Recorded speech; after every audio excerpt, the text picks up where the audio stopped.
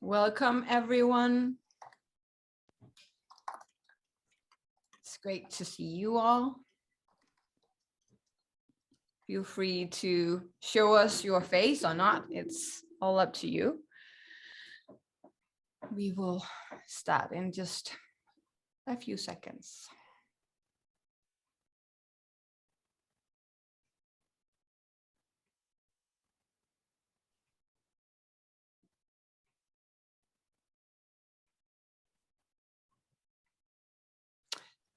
So just letting the final people arrive. Welcome, everyone. So the intention with this session is to create a space of emergence, tapping into the potential of North-South partnerships in a different way than what we have been used to. So this group that are present in this gathering for the next hour and a half is a mixture of participants on the one-year regenerative leadership journey that I'm holding space for this year.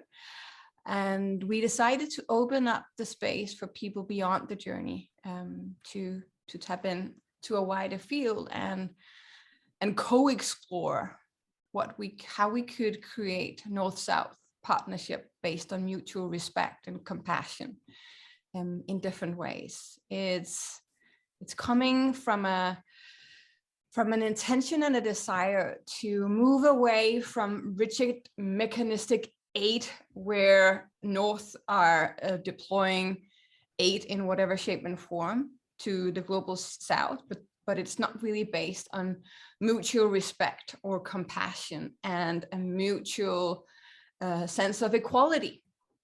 And the regenerative leadership journey is also blessed with the presence and participation of Konkankoh, an indigenous elder and leader from Cameroon. And I was very moved listening to the story of Konkankoh, and so his background very briefly, and he can share more himself in a few minutes. He has dedicated his entire life to sow regenerative seeds, maybe not calling them that, but plant seeds and build eco-villages, permaculture villages in what he says the African way, and what that means he can share more about later.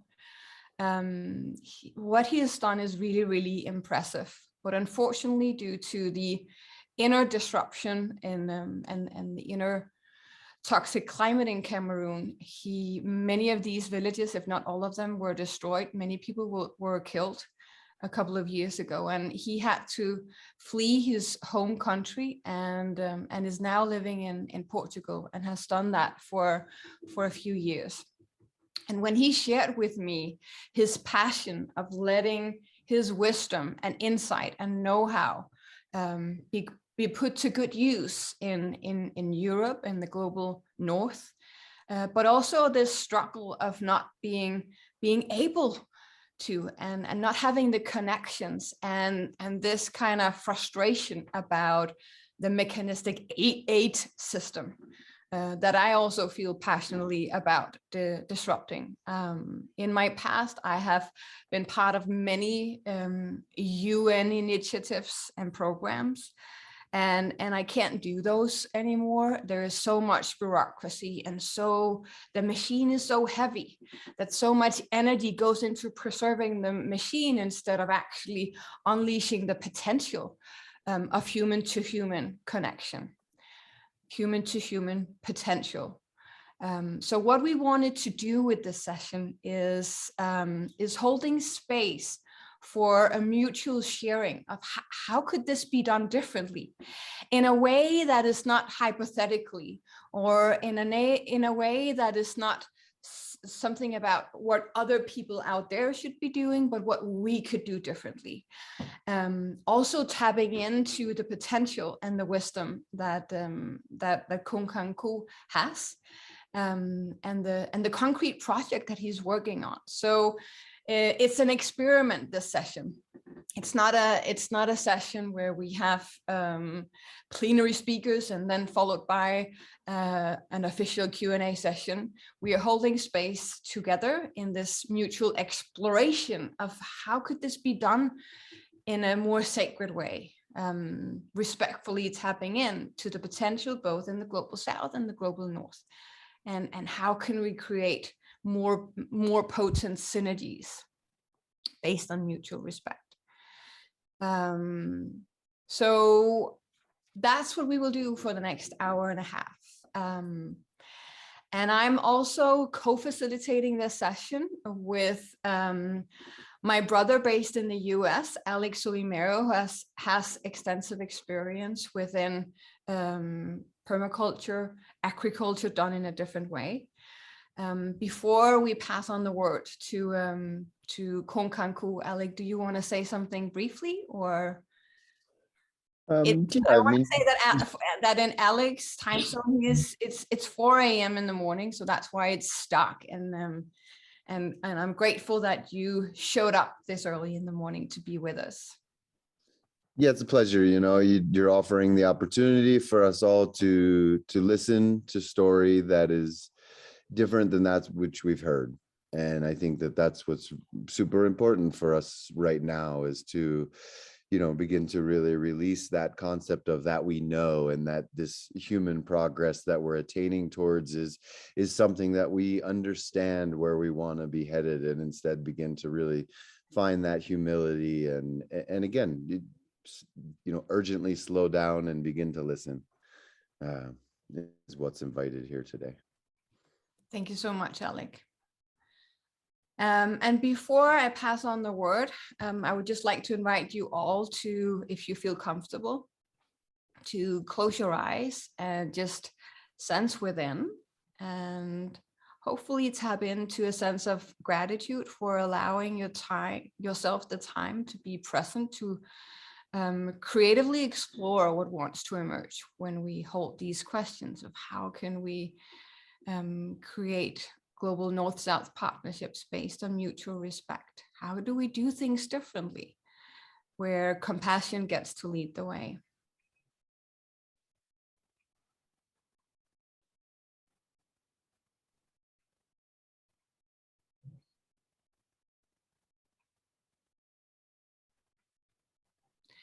Thank you so much. And I may be closing my eyes from time to time during this session, but that's because I had a massive scratch in my, I think it's called cornica in English. So I may retreat, but I'm present all the time, and Alec will help me co-facilitate. Konkankoh, what a blessing to have you with us, and what a blessing that you are here on this planet and offering the level of service the way that you do. Thank you for agreeing to co-experiment with me and see where this wants to take us. So I would love for you to just explain where you're from, and what is your intention and desire for how you want to spend your time, and let's take it from there. So the floor is yours.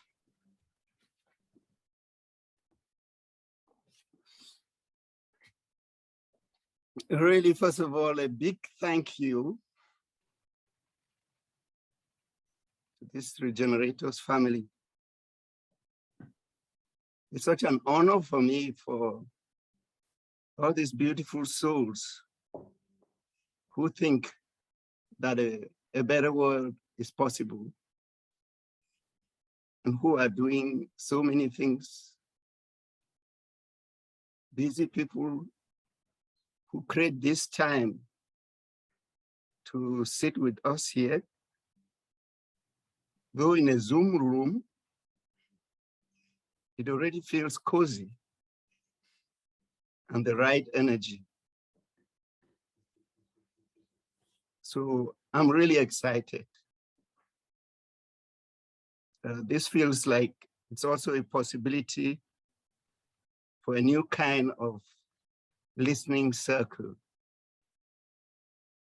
So I'm also here to listen to great minds.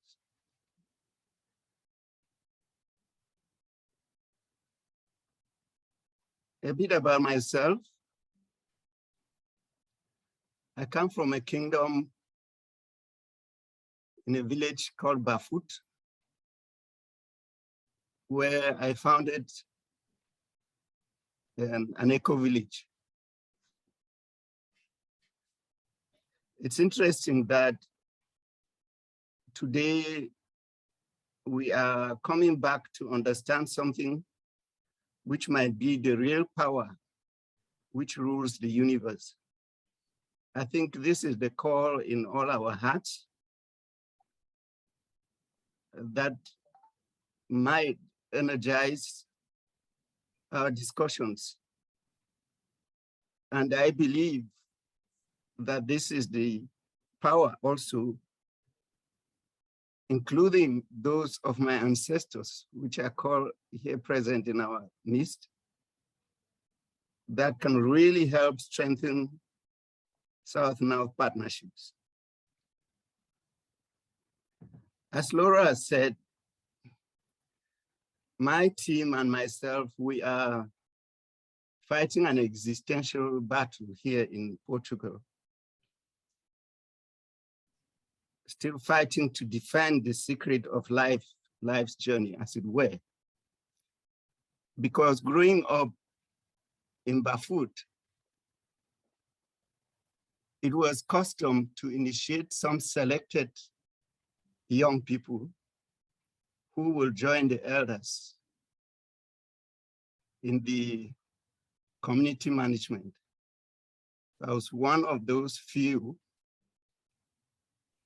growing into my name, because I was born with that name, to become one of the custodians of the culture. I was initiated in a spiritual forest at the age of 13. And my life journey changed completely. A child leader, as one could think, I would go on later in life to be initiating other young people through a rite of passage. Unfortunately, this was also happening at the time of colonization.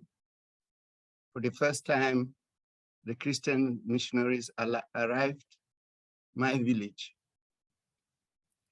And I was torn between holding up to the message of the ancestors, which required that I should stay clear of anything that will destroy the values of the community. But as attractive as it were, I decided to jump off the exciting life of the village. It's difficult to give a true picture of how things quickly disappear under our feet. Swimming in clear waters, playing with the monkeys in the farm, and life was revolving all around the village. The spiritual village was the community we knew of. Everything, the spirits that had to be respected, where the food comes from, the medicine, which we learned to live with, the backyard.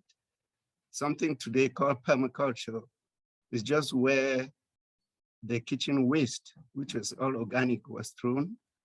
And this is where we found the vegetables, especially the medicines which were used. So I was traumatized when I arrived the city and found that all the young people being taken away from the villages were actually going down the drain. So I revoked my power of initiation and created a community garden in the city for initiating young people from everywhere into a space where they can still find respect and connection with the land and where they can practice their culture.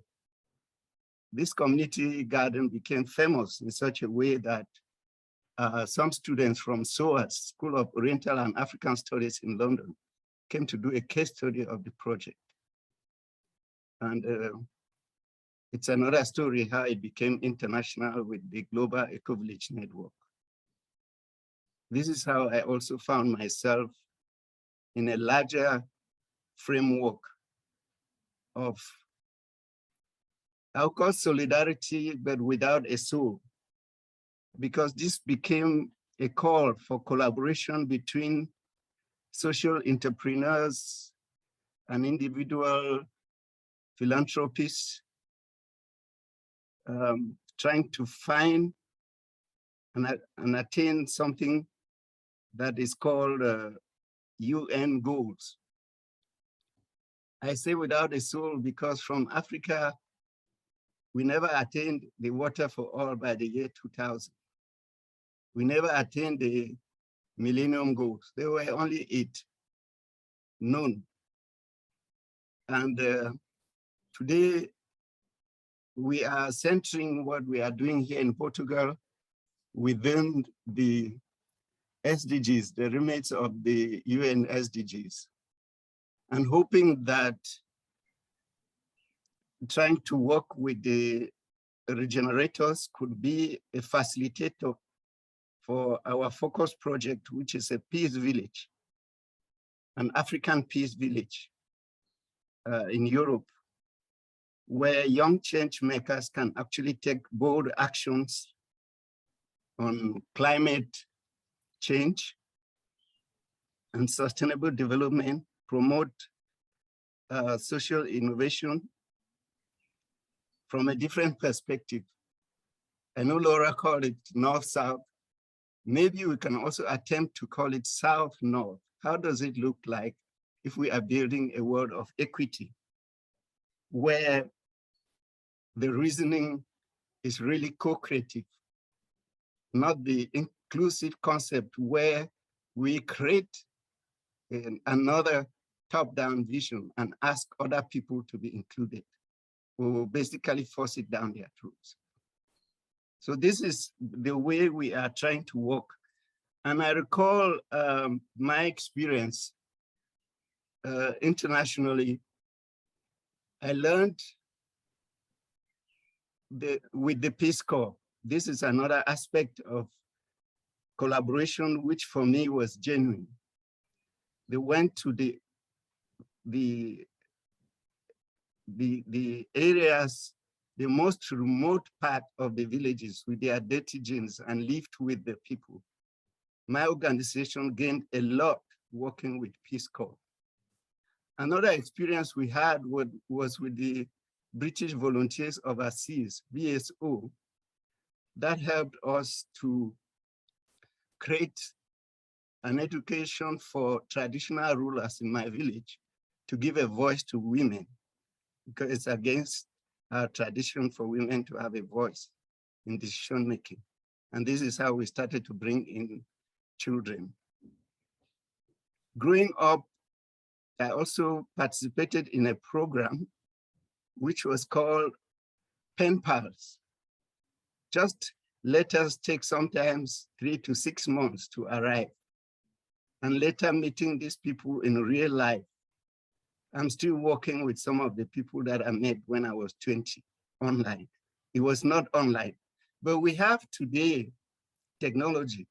And this is where we are drawing our experiment from the kind of collaborations built on heart-to-heart connections that actually work, not based on the capitalists, I would say the multinationals, who came into my village and turned the whole thing upside down, but first of all, destroying the food sovereignty and asking my parents to do something called cash crops. And today, the young people have an apathy for agriculture because they don't see no cash, they see slavery. They see young people in Europe harvest their sweet chocolates in supermarkets, and they don't know that it's the blood of the children of Africa. And they don't know that is the cause of the genocide everywhere. So this is the kind of talking not from our mouths and lips and smiling faces, but from deep within, from what needs to heal. So I'm really motivated to see this cohort of regenerators sitting down with me to think whether it is possible to talk about another love economy, which is maybe can benefit from indigenous knowledge. These people who live day to day with nature and have been resilient despite slavery, despite colonization, despite the subjugation by the multinationals, they have something maybe to offer.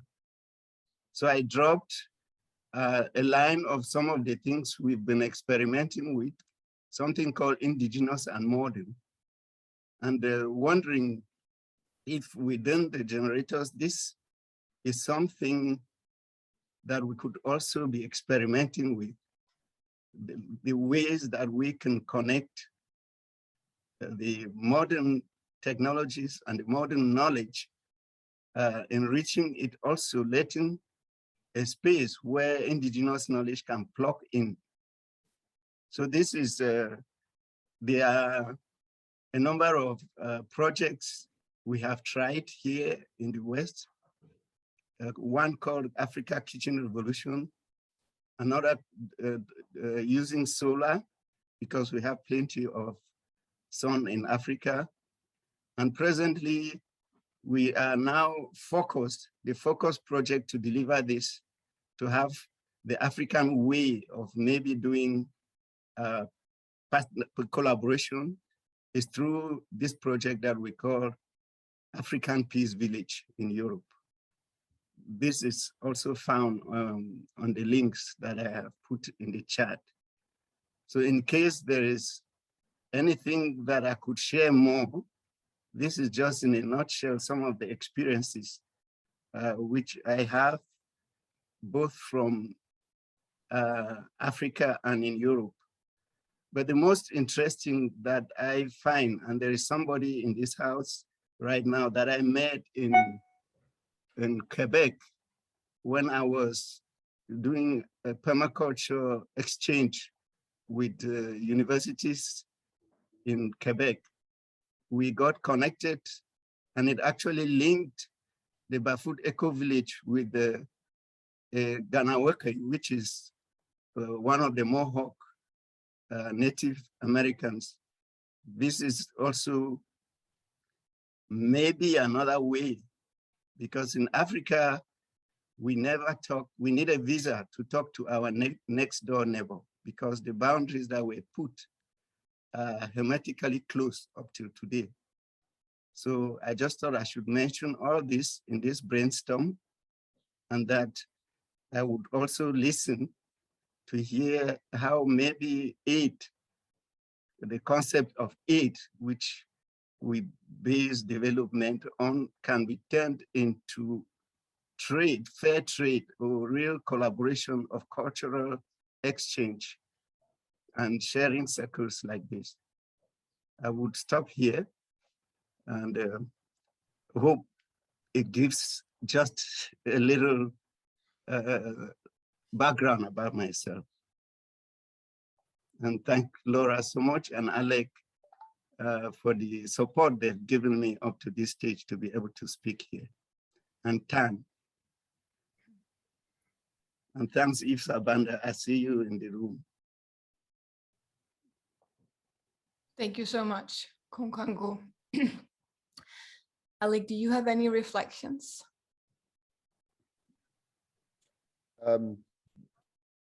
You know, just it's a beautiful offering, and this is this opportunity, yeah, for us to get outside of that box that we've lived in our entire lives and really begin to dream and think about what does it mean to go from aid to trade? You know, I hear that really beautifully, Konkankoh, the concept of, you know, we are no longer peoples who need to, yeah, to project this this strength and overarching ability to survive onto other peoples, and instead collaborate and understand what is alive within a culture that is less than modern, and what is alive within a modern culture, and how they, you know, yeah, how we blend these things together.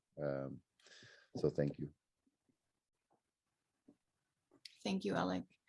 So what we will do now is open the room for a sharing circle. So if you have any reflections, input, ideas, whatever it may be, just raise your hand. You have a function where you can raise your hand or unmic yourself, and we will see what happens.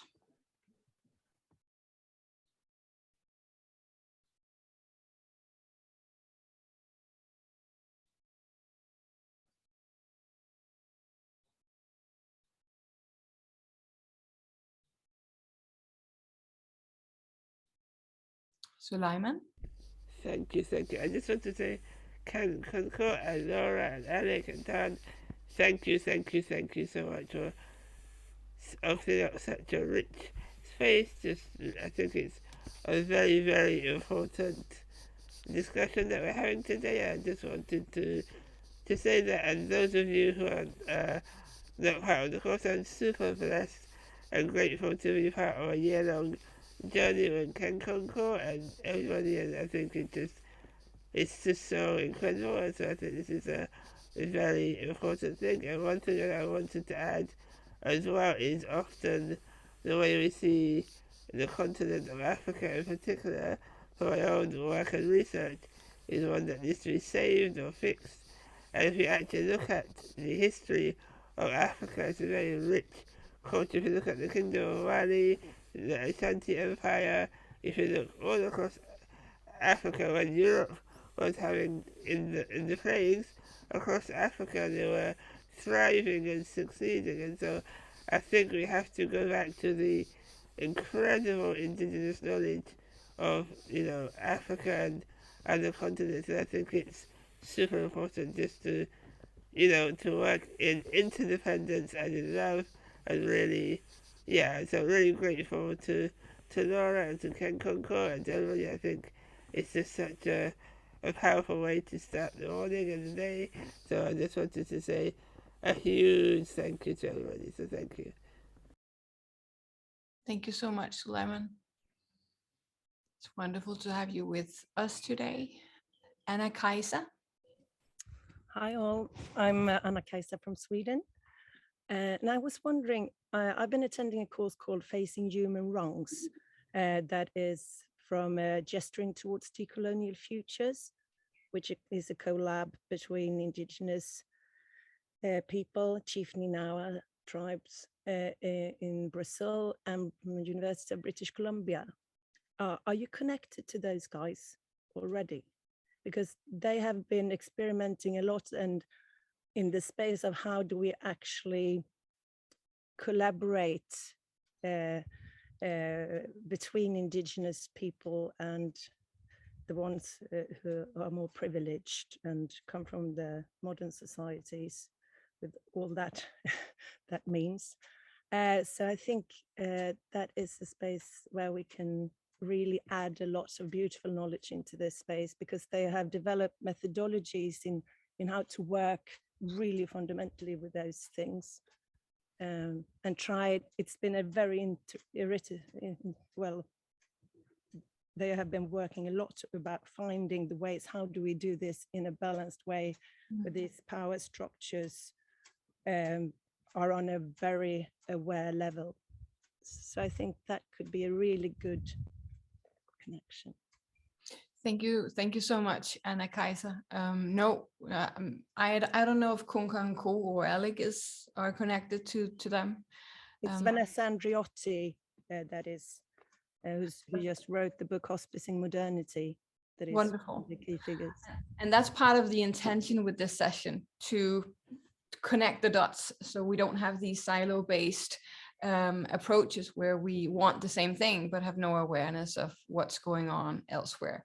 So maybe those are groups you could connect us with. Absolutely. Thank you. Colleen?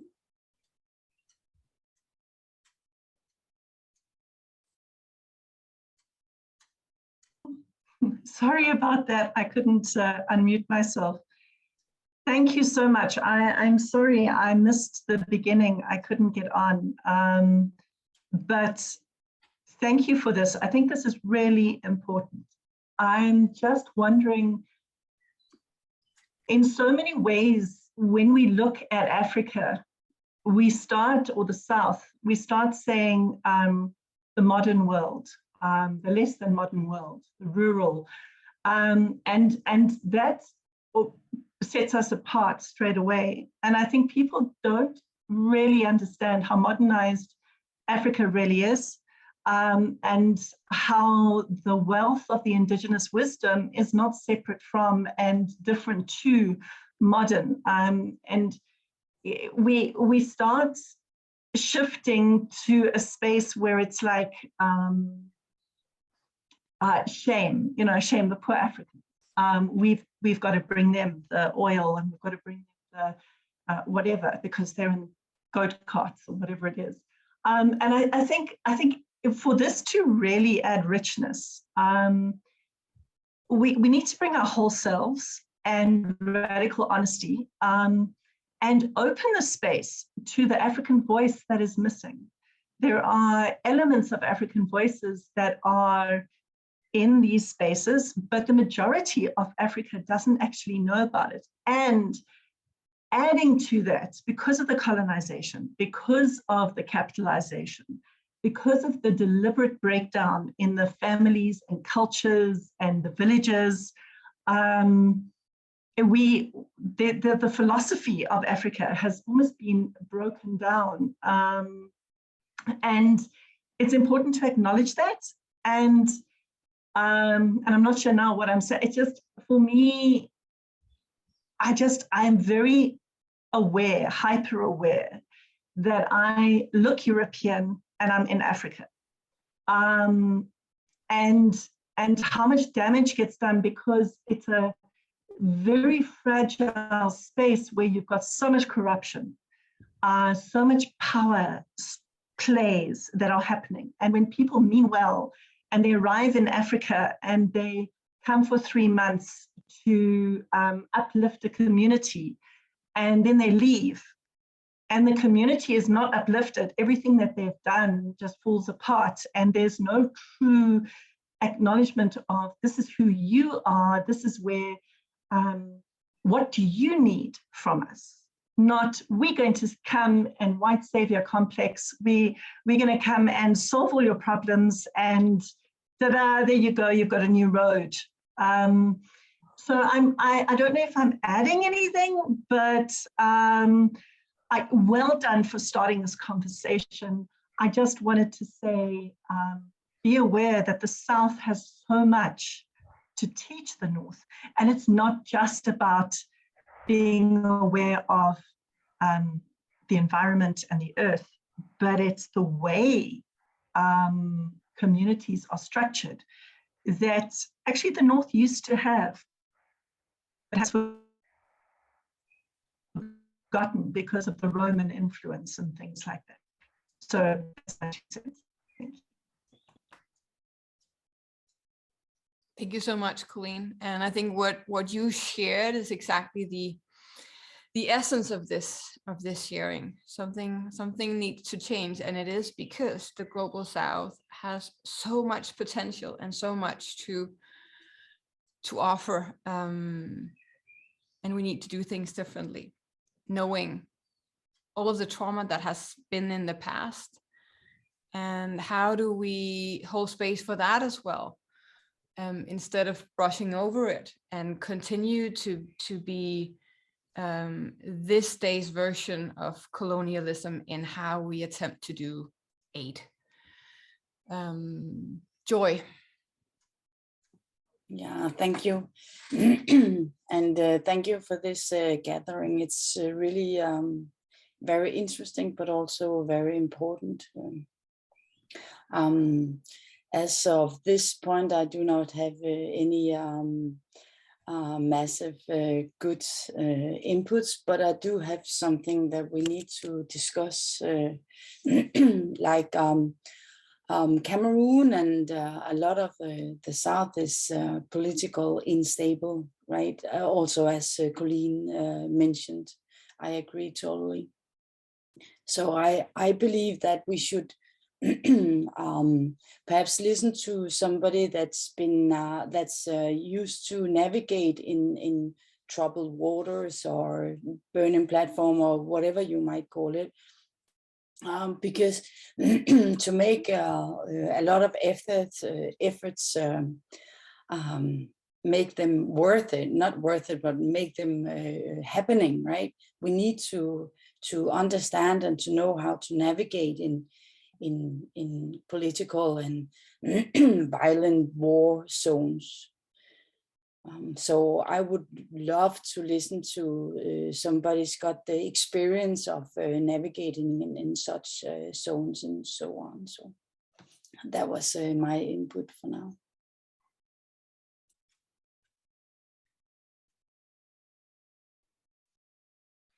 Thank you, Joy. Konkankoh, do you have any reflections based on what has been shared so far?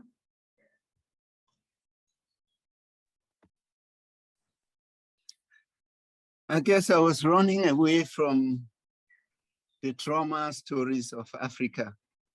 Cameroon represents the turning point of these false demarcations that were made, and people are now divided along language barriers, languages that are not theirs. The case of Cameroon is particular because Cameroon was a UN trust territory, which was formed after the Germans were defeated in the Second World War. Their territory was taken over. And because it was a combined battalion of the English and the French, they were compensated to be administrators to lead those two entities onto independence. And of course, war reparations, the oil and the rich minerals.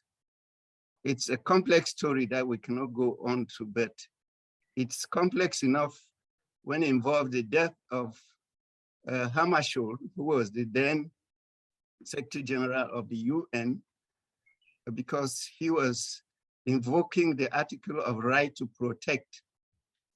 So there was genocide going on in the Congo and in the Cameroons. They called the Cameroons at the time because there were two Cameroons, the English and the French Cameroon.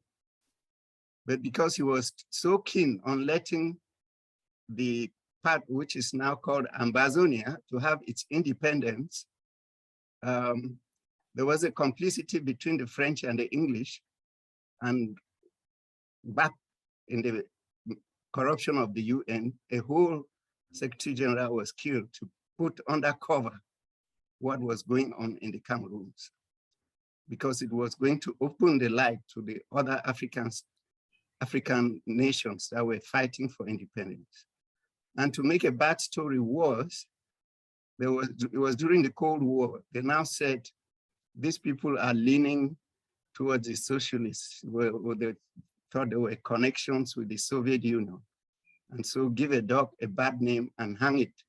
And these are the results of what are happening in the Cameroons today, because with the advent of the internet and declassified files from the UN, the people know that they are an independent country, but it's difficult for the UN to admit all what's been going on.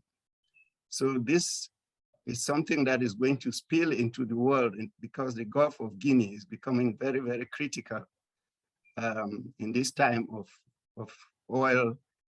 The oil wells are drying up in many parts of the world, and the heavy wells in Ambazonia are the real secret why nothing about the genocide going on right now is found on the everything about me have also been uplifted from the internet, even the burning down of the eco-village and everything that is happening with the genocide.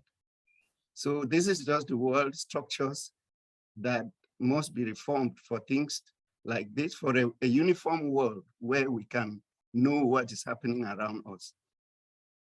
So there is a lot that I didn't want to say because it's just a lot of trauma to know that even with this opportunity, the resources of the world are being used to barricade us from these opportunities.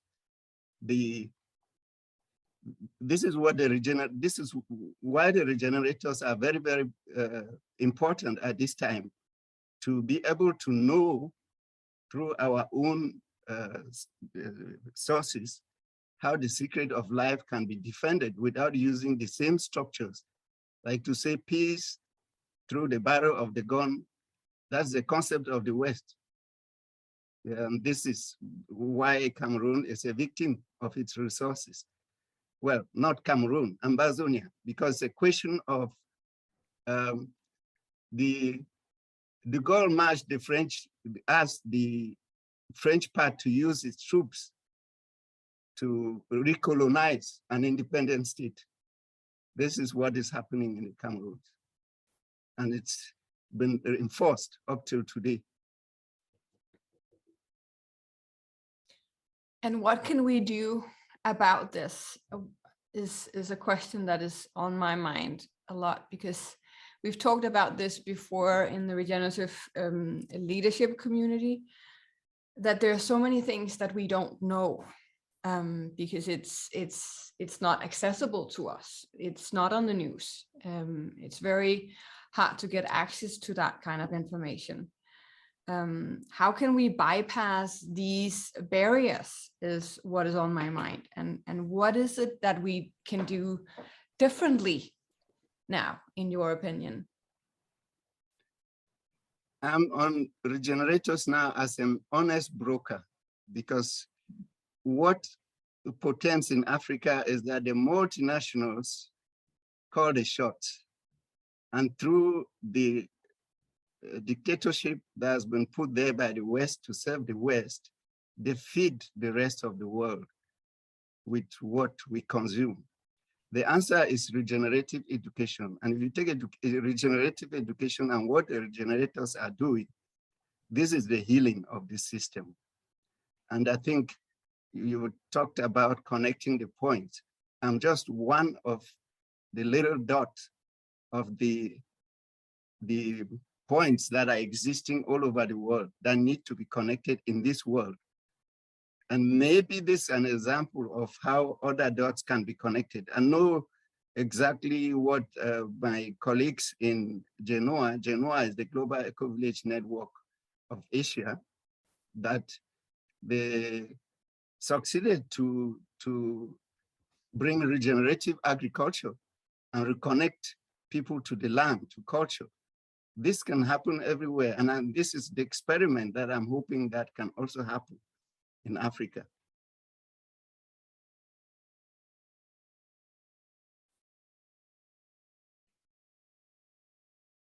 Is there anyone from that have shared questions in the chat that want to share that with everyone?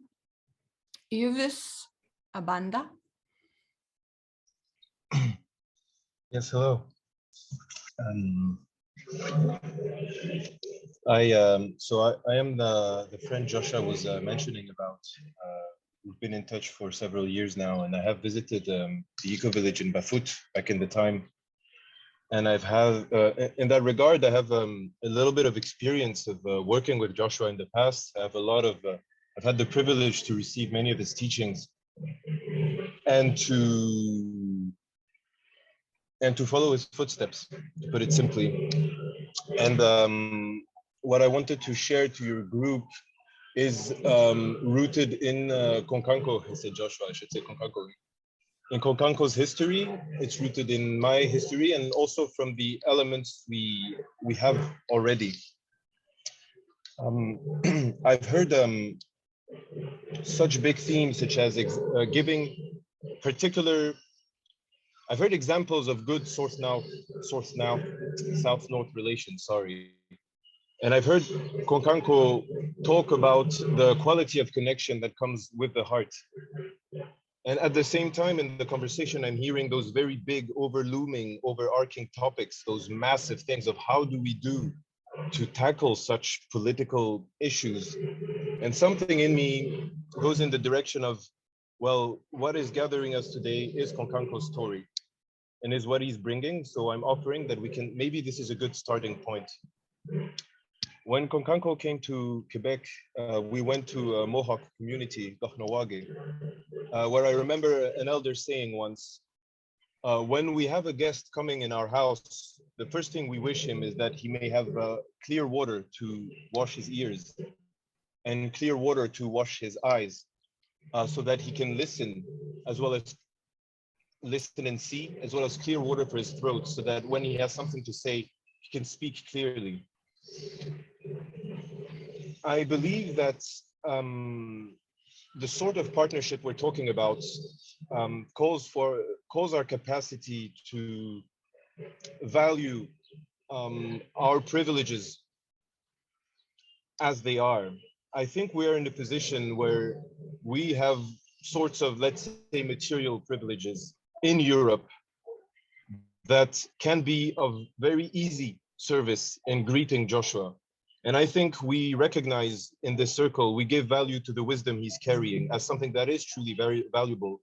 So in this trade, there is something in my heart, now that I reconnected with him a couple of days ago, that wants to ask the question, almost like a challenge to us. How can we greet Konkankoh in Europe? How can we give him the water he needs for his ears, for his eyes, and for his throat? From what I understand, and it's something you might be very akin to or not, Konkankoh is almost in a refugee situation today. It is a difficult one. There's a lot of mental burdens, there's a lot of material burdens. And I think there is something of, because his word is already so precious, maybe we can help him travel across Europe to really meet the spirits here, meet the wisdom that is also present in the elders, organize something where he could go from place to place, interact with people and continue asking for help, because this sort of dialogue we're bringing forward is a long-lasting dialogue, right? This is the beginning of a conversation, and I feel like this conversation can physically move with his body. And I think that can go with really taking care in terms of what do you need. I wish Josh Konkankoh had all the doctors he needed to make sure that he's in a physical, safe condition. I wish that he has places that he can stay on such a trip. And I think that those are things that we can help easily with. To finish this line of talking, part of what we can do already is give space to Joshua's narrative, whether it's to talk about the reality he's faced in Cameroon, give space to his wisdom, and also take our space as a host and organize a welcome that maybe through a welcoming tour, there will be more time to gather spirits, energy, good thoughts, and good ideas of how some of the projects that have been mentioned, being the African Peace Village or other stuff emerging, could move forward.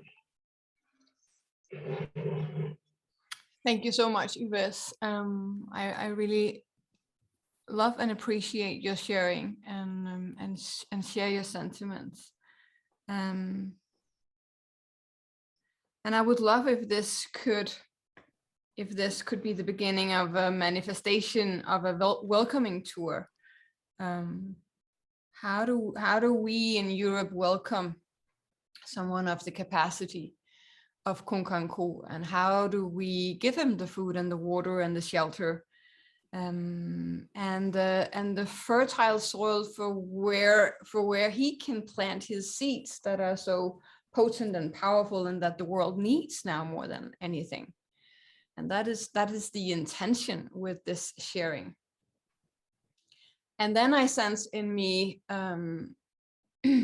maybe my programming of impatience triggers in, because I want to know the how. Okay, so how do we do that? And and how can this sharing lead us somewhere where this was not just a nice 1.5 hours spent with new and old friends, but it actually led us somewhere.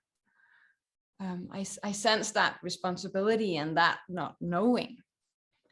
Susanna? Yes, thank you. Sorry about the camera, I'm on low bandwidth. So just a few weeks back, I had the pleasure of having a chat with Konkankoh. And the way I see it, he needs some practical, actual help. So he hasn't explained to us the situation at his community and the property that he's been working with his collaborators from Cameroon.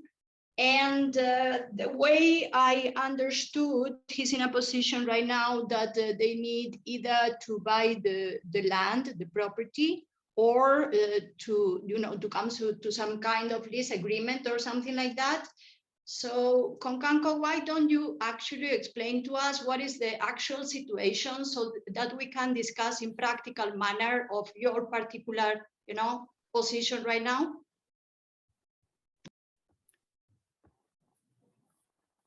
Thank you so much, Susanna, for this question. As an elder from Bafut, it's very difficult for us to go cap in hand, like really telling people, help us. But when questions are asked like this among friends, it's easy for the heart to open. We reconstituted ourselves here in Europe through the Tamera Eco Village. From where I'm speaking right now, I had to move there so I can have a good connection. From Tamera, we discovered that Tamera being a German community and my team having a connection with Portugal, it will be necessary that we try to have a space for ourselves, which is not about being assimilated into another vision, but to bring the vision that we have. So we've had meetings with youth associations in a place called Montemor, where we have created a team for the African Peace Village. But projects don't happen in the air. And it is difficult to do practical things. I'm a hands-on person. We use the land as the canvas to design both the cultural, art has a big part to play in it, and having a space where young people can actually discuss these pathways. So this is a learning retreat center that cherishes the spiritual part, which I bring from Africa. It's not about religion. It's about the natural connection with the earth, which is also the love that rules our hearts. It's about conscious food. So this connection, we've been discussing how we could bring conscious food to the West within the circles of the UNDP Conscious Food Program. They have something called COFSA. So this project inspired my team to design a space where we bring the heritage of what was going on in Bafut, organizing eco-village design education. We design tools through the indigenous and modern, and the tools of permaculture in designing these new ways of collaboration. So we now have a space which was an old organic farm, an old Dutch owner who is prepared to let us use the land, but it has to be done legally. Yeah, this is the stage where we are. And it's important that we have a piece of land where we can demonstrate this education, that is why it's also peace education, because like water, like food, this is for us what we call peace. It's not about power. So, of course, there is the initial startup, but in this space, we have a program which we developed in the Bafut Eco Village to sustain the resilience of the traditional village, called High Value Agriculture Products Program.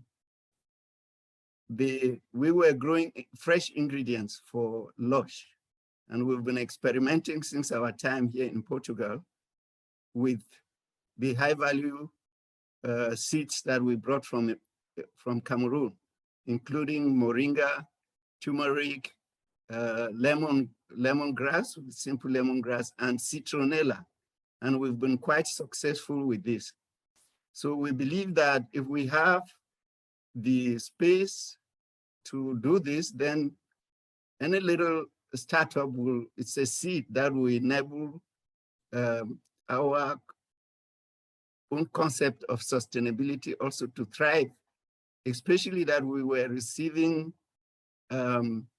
students, gap year students on internship, researchers on sustainability.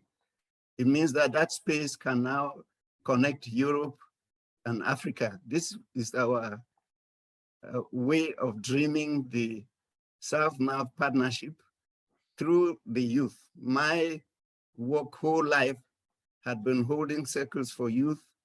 And as I explained, how the Bafut concept requires that young people should be part of the decision making, because if they don't feel the warmth of it, they will tear it down. So we won't have any future. So this is where I need somebody who can technically maybe design this for the understanding or translate this vision into the understanding of a Western mindset.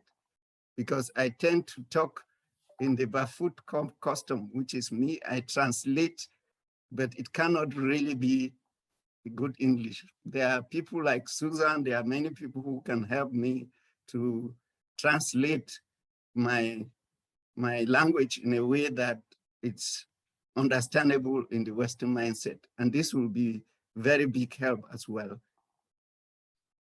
Yes, definitely. And maybe also tapping into to the potential of this community in terms of seeing us as ambassadors of the initiation of the first peace village, the first youth center, and also I'm also thinking that that it would be possible for us to create an online fundraising of some sort, where it's easy for many people to tap in what they can offer, but that will mean that you could come quite far in establishing this. We have Anna Kaiser, and then we have Susanna, and then we have Sarah. So really interesting to hear this. I think that the youth, youth, that is a word that comes back to me every time I move in this space nowadays. But when it comes, and I've been working with the food systems for very many years, and what I'm wondering is, how is the interest from the youth? Do we have to convince them to join, or do they actually come because they're interested? Because up here in Sweden, for example, we have big problems engaging the youth in the food systems. They rather hang on Instagram and TikTok than actually engage in things. So we haven't really cracked the code how to get them there. Is that also like that in your world? There are people in this Zoom room who can speak to that. While there is apathy for agriculture, because I explained the misery of cash crop policy, the youth are yearning to reconnect with land. So if my experience here where I'm speaking, young people are flooding into Tamera just to have that connection. So this is a very attractive way. Permaculture and eco-villages is the most attractive way for young people. So it's not difficult to get young people to be interested where they know that they will meet other young people. And it's not only about that, there is the whole fun along with it of experimenting their own ideas, which are not what they are told by multinationals, what agriculture is or what culture is. Great to hear. Thank you. My experience is also that we have currently a youth or a generation of youth that is much more dedicated and passionate and committed than I have ever seen in my lifetime so far. Susanna?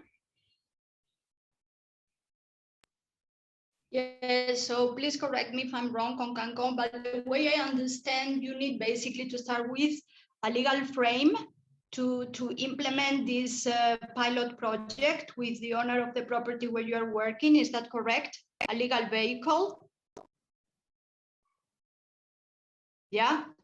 Okay, so you need, number one, a legal vehicle, and number two, you need some funding, obviously. So basically, is there anyone in the community who can you know, come forward to help Konkankoh with a legal vehicle to establish the, you know, the path forward with the owner of the property? Number one. And number two, I guess a GoFundMe would be very helpful to, you know, to make some funds available for his projects, right, Konkankoh?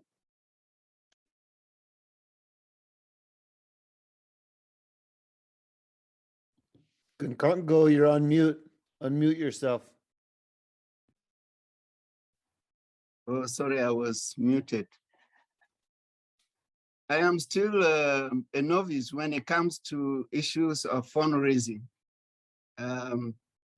This is where I think the regenerators could really be helpful in assisting. There are two young people in the house, the Zoom, that I would mention. I've seen Sarah's hand up, who has a lot of experience with the Gen Network, where we found this enticing young people really engaging. Maybe her experience is also important, Laura, because I've seen Sarah's hand up. There is also Sonita, who is a product of the Bafut Eco Village, who is she's the executive manager of Gen Africa. They have more ideas. I learned from them more than I have from the indigenous knowledge. So maybe they could contribute to this as well. Yes, that would be lovely. Sarah? Are you there, Sarah? Yes. Yeah. Hi, Laura. Hi, Konkankoh and Tarn and everyone. I'm Sarah from the Philippines, and I'm really inspired to listen and just discover and sense with everybody.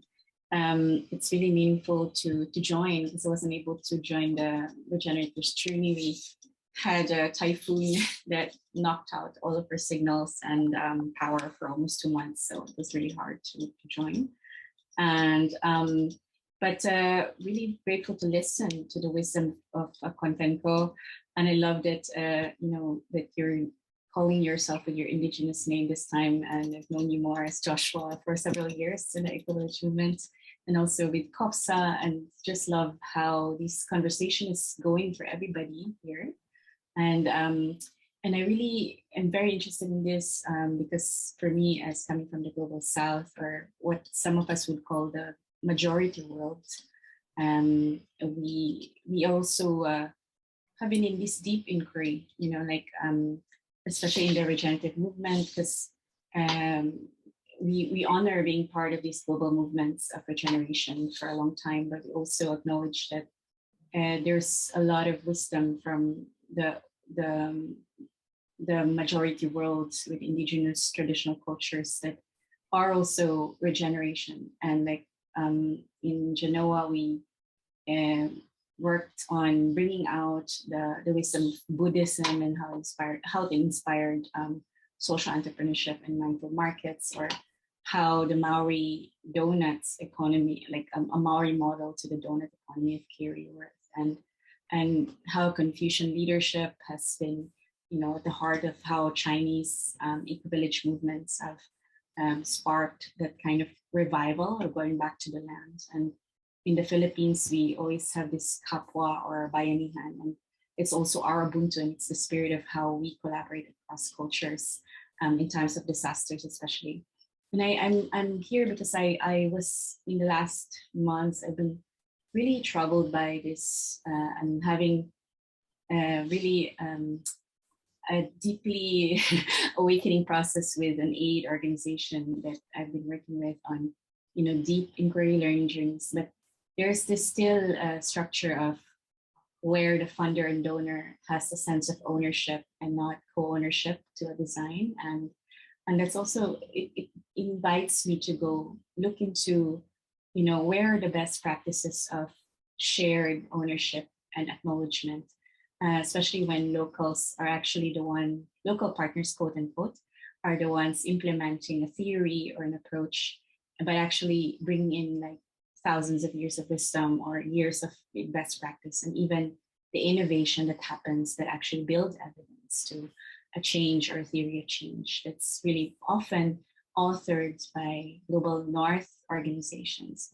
And so, and we see this globally, that strand of decolonizing and honoring grief, trauma, and reparations. And it's so beautiful to see, because I also want to be careful of, I want to practice not to come from victimhood, but and blame, but I also want to learn, how do we dialogue deeper? How do we learn from each other and unlearn together?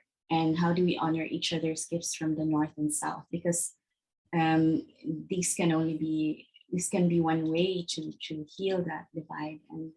And from this, where I sit, I feel I'm curious, how might we design safe spaces for generative listening and collaboration, where I'm almost inspired to see, like, how can we develop a co-inquiry on and unlearning journeys instead of a learning journey, but rather unlearning on what values, ethics, and practices can we shape together across, our initiative. So yeah, I'm just listening and discovering with you. So I'm really grateful to just be here and show up. Thank you again for creating this space.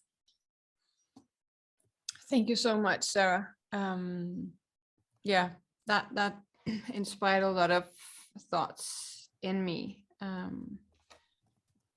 And also that what I come across often, mostly navigating in Western influenced circles, is this deep shame and stigma around even stating facts, that there's so much shame around what has happened in the past that they don't even want to go there, and keep repeating similar patterns of the past, because there are things that many people are not willing to sit with, because it is deeply uncomfortable. But those are the kinds of spaces that we need to create. And can we sit with that uncomfortable feeling together while carving out new ways forward?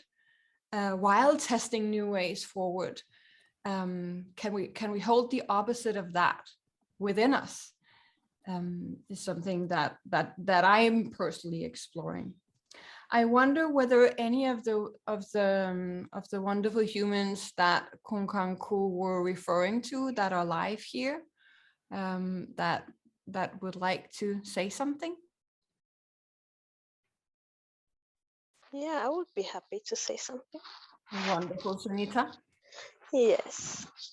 I'm just grateful to be here, and as Konkankoh said, being the product of his work and his vision and engagement in the world. And I also am very, very grateful that the community here has gathered to be of support to that.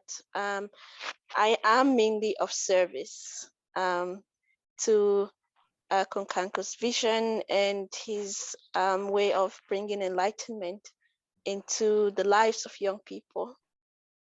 And yeah, and I think many different things have been proposed around fundraising and legal structures, and I think I would like to speak more to that. And I'm also curious what ways are possible if there is a small group that could be created of people who are interested in working on this. Of course, I'm also very happy and excited to join in way of bringing more context and sharing also from my experience and proposing maybe other partners or people who are doing similar work in other places in Africa. And at the same time, requesting, because there could be many ways, of course, to support this vision. And of course, fundraising, GoFundMe is one of them, but also maybe writing proposals. And I would go back to Sarah's question, and the deeper question is, what really serves? And maybe together we need to find that out. What is it that truly serves, and from where are we building partnerships of solidarity in a way to support and enhance that whatever comes really flourishes and nourish the people that are doing the work, especially that really supports Joshua and Konkankoh and his team, in a way that they don't feel anymore this separation from, rather the integration with. Because also I know that carrying that vision and being in a place that is embedded with so much victimization, and this tension lines, it's not easy. And maybe another possibility I'm just thinking would be, are there maybe some support circles in the case where things like this come up, that we could talk about them freely and actually reflect on them, so that they don't become something bigger that we have to deal with later, that we actually deal with them while we are supporting the process and bringing the vision to life. Otherwise I sit here and I feel very, very grateful. Thank you so much, Sunita. I am writing down all of your suggestions, and I love your question of what truly serves. That's also on my mind a lot. What is truly serving here, Konkankoh?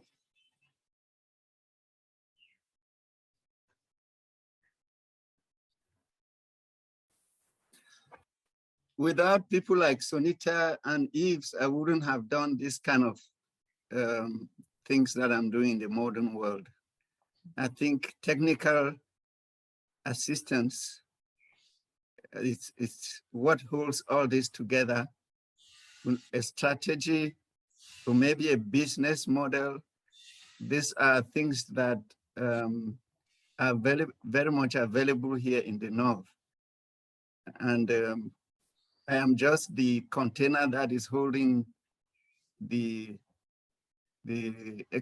heritage of wisdom from both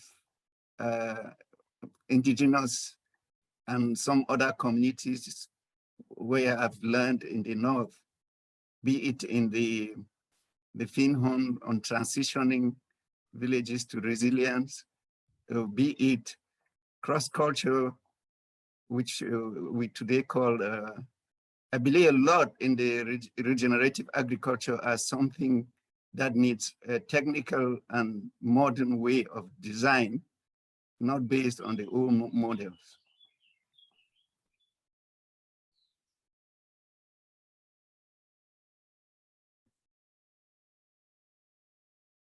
Always have a hard time keeping up with the chat box while we have live events, but Jean-Philippe, you were offering your help. Could you elaborate on that? Yeah, thanks, Laura. No, I think from a communication perspective, I think there's so much you shared, Konkankoh, that really touched me also a lot. So, and I think it's probably a healing journey for all of us, to a healing process. I feel a lot of pain personally when I think about how my consumption contributes to yeah, to slavery, to exploitation, not only in Africa, sorry, but also worldwide. And I think sharing these stories is probably very rich, and yeah, and I think and it's probably a journey where we can also learn to communicate in a different way in these yeah, north-south relationships, in sharing stories more honestly, as you said also, and yeah, and just generally to yeah, to bring more heart to communications in the way we also relate to other stakeholders. I'm thinking about I'm working in the EU bubble, and I think there's a lot of discussion about changing neighborhood policy, and I think there's a lot of openness right now to explore new ways, and to yeah, to really look into the future of Europe in a different way than we used to. And I think right now is really, I think, probably a window of opportunity where many people question what has been done so far. So also from a EU perspective, I think there's more openness than ever before to yeah, explore such ways. There's more and more funding available. So I'm really happy to help also to, as you said, to translate maybe, but my fear is more like I don't feel legitimate to speak for you know, for others. So I think that's also something to think about. How can we not lose the essence of what you want to say? So deep listening exercise, I guess, as well for me as a European, I would say. Thank you. Thank you so much, Jean-Philippe. And I think what you also put in the chat is something that I also find exciting and healing. How can we use the potential of this specific potential and project in a way where we show new ways while doing things radically differently? And how can we on this call here today be ambassadors for that, or co-created midwives of that process, chipping in with a little bit of what we have to offer?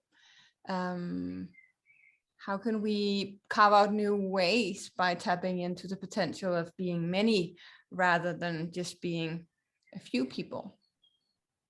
So our call is coming to a close. We have 10 more minutes. I just wanted to put that out there in case there's anyone who wanted to share something before we wrap up today. But what I will do is make sure that those of you that have offered help with proposal writing or legal help, or can be of help strategizing or coming up with a regenerative business plan for this, that you are actually connected, and you can take this forward. Heide, I also noted down that you have offered your help. Thank you so much for that. Is there anything you want to add to that?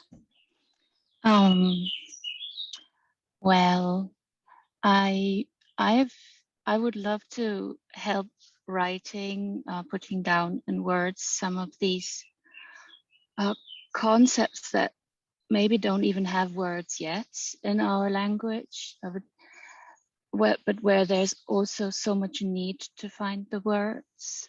So I'm connecting a bit with the consumption that we have, for example, here in Denmark, where I am, and I would love to be part of creating something where we can teach. So platforms that where not we can teach, but the plants can teach us, or like Konkankoh said, the spirit of the plants can find a space to connect with the young people, and maybe to create, something along those lines, that the funding that we're talking about that we need could have some kind of eternal flow, like something that actually grows with time and with knowledge, with awareness around the plants and the plant's power. So I don't know. I think that's it. So I'm a botanist, so maybe there's a way that we can connect the language of science somehow. Thank you so much for that offering. Wonderful. Thank you. We have Deborah and Tan and Laura who would like to say something. And Grace and Muhammad, if you want to say something, we also have space for you. Deborah. Yes, hi.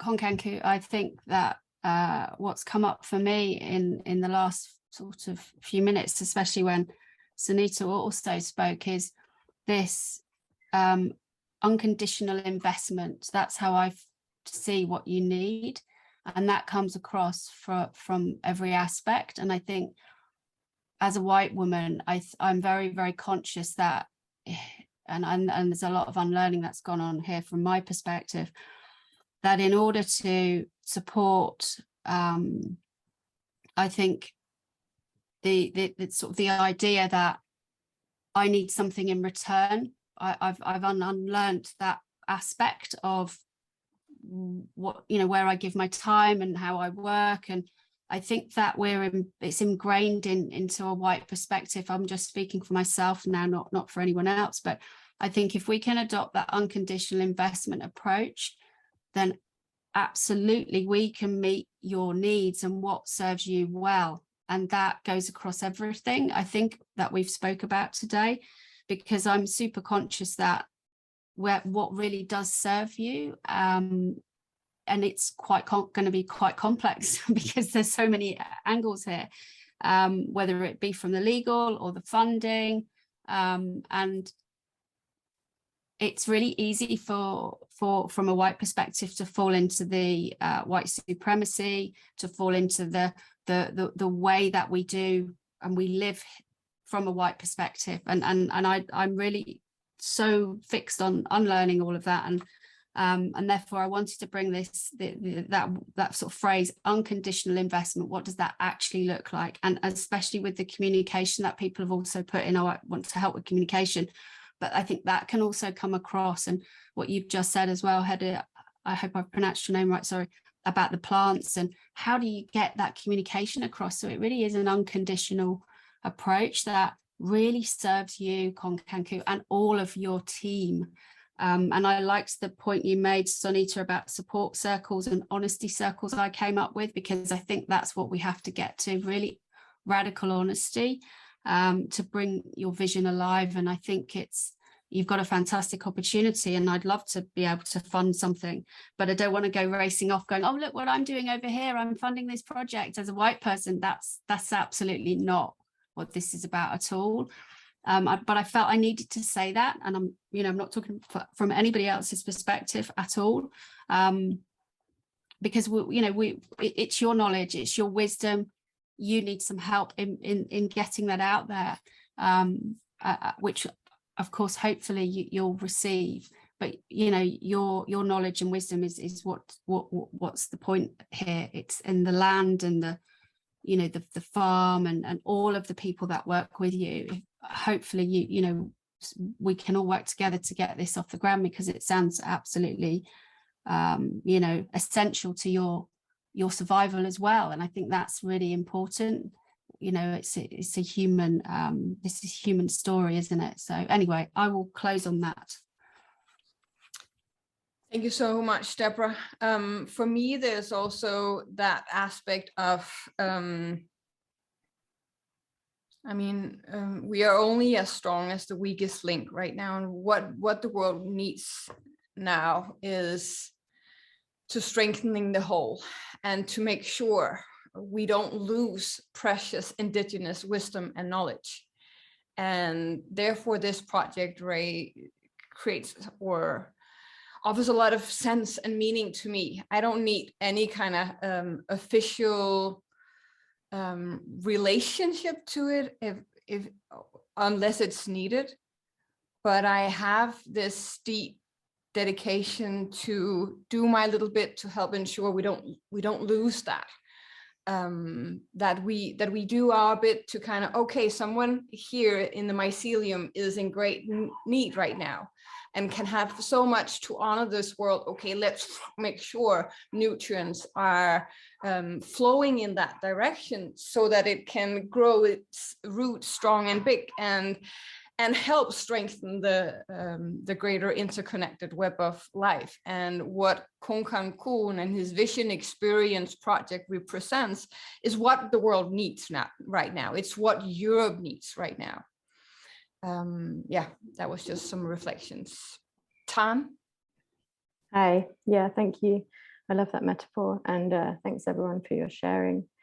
I'm conscious we've just got a few minutes left, so I'll pass the baton on quickly. But I just was thinking about how we can best kind of capture the energy of this session. So I know that sometimes digital organizing is can be tricky. So if anyone has any suggestions of how we can kind of capture this spirit of this conversation and continue organizing after this session, you can drop it in the chat, maybe a LinkedIn group. I don't know if anyone's got more experience with this and has suggestions of how we can do that. Thank you. Yes, thank you for saying that, Tan, because full disclosure, Regenerators is not a big team. It's me, and then it's Tan 10 hours a week, to be radically transparent. So we don't have the capacity. This is part of our offering, and we hope we can definitely help kind of connect the dots after this call. And we can help make sure introductions are being made, but we can't lead the efforts going forward. Just wanted to be honest about that. Otherwise, I will exhaust my own resources. So is there anyone who want to offer anything? Great. Grace has her hand up. Grace. Yes. Hello, everyone. And it's a pleasure joining you. Well, I just wish to say I'm one of Konkankoh's daughters, and I've also been working with him. And I can really help in so many ways, especially still bringing alive this aspect of culture, indigenous way of life, reconnecting back to nature, the environment, yeah, and doing more practical activities or hands-on activities. And so I'll really be glad to help in this in so many ways. Thank you. Thank you so much, Grace. You're welcome. So there's a lot of beautiful offerings in the chat box. So what we will do next is Tan and I will filter those through, and we will make sure that all of you that needs to be connected are connected. And then we will tap in and hear how everything is going. And some of you are part of the regenerative leadership journey, so we will continue to kind of touch base on this from time to time. And we will also send out a follow-up email. We had over 100 signed up for this call, but we will send out the recording of our session today. If anyone who spoke up today want to be edited out, let Tan know, and we can do that. So we will send up a follow-up of what was suggested to everyone that has been attending today, but also specifically make sure that those of you who offered something very concrete, that you are connected with each other. Thank you so much. This hour and a half flew by very quickly. Alec, do you have anything you would like to share as we wrap up? No, just graciousness. Thank you all for your sentiments and your presence. And thank you so much, Alec. Konkankoh, do you have anything you would like to share as we say our goodbyes? Yeah, I dropped a word of gratitude in the chat, but my heart is full to bursting that despite what is going on in the world, there are great opportunities for healing. And I believe all the people who are in this room are part of that journey of healing, and that is actually happening. And I can only wish for my ancestors as well to bring on all the blessings of the power of, or the wisdom and the power that is in nature, in us, that will also manifest in what we have said today. Thank you so much. I hope this is the beginning of a beautiful journey. You will hear more from us, and thank you so much for showing up today. Thank you. Thank you. Thank you, everybody. Thank you. Thank you. Thank you, everyone. Thank you. Thank you. Thank you, thank you, thank you.